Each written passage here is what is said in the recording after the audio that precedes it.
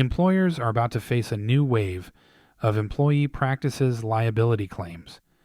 For decades, the Equal Employment Opportunity Commission was supposed to act like a referee, enforcing civil rights law without picking sides.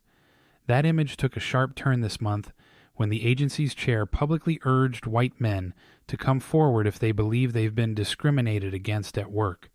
Her message was direct. If you are a white male and believe race or sex discrimination harmed you, the EEOC wants to hear from you, and quickly. She framed this not as politics, but as enforcement of Title VII of the Civil Rights Act, which protects everyone regardless of race or gender. That post, amplified by comments from Vice President J.D. Vance, spread rapidly across social media, legal circles, and corporate leadership. But for employers, the real story is not cultural or ideological. It's legal and financial. This was a warning shot. What changed is simple but significant. The EEOC has made it clear it is now actively scrutinizing DEI-related practices. That includes training programs, employee resource groups, hiring pipelines, fellowships, and promotion criteria that explicitly or implicitly factor race or sex into employment decisions.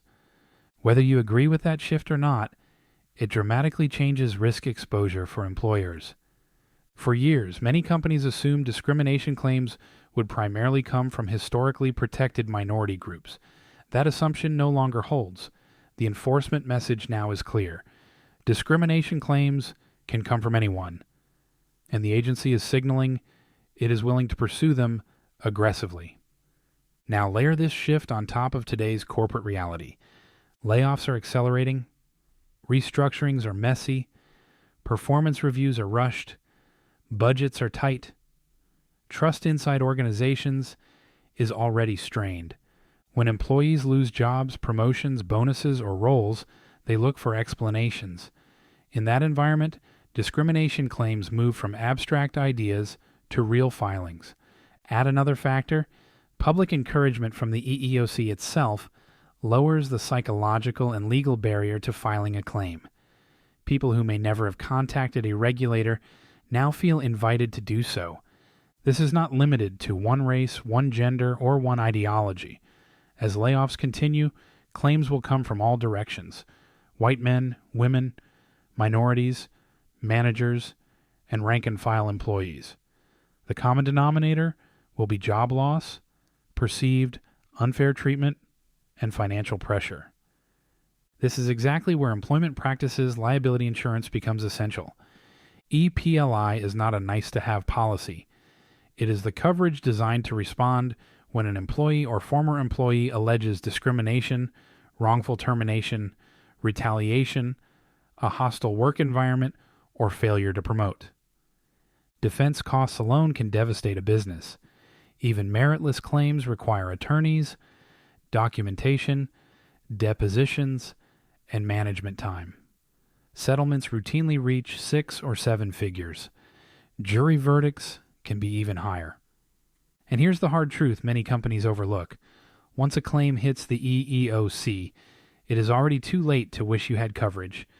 Many businesses believe that good intentions or positive culture protect them legally. They do not. Courts and regulators do not evaluate intent. They evaluate outcomes, documentation, and consistency.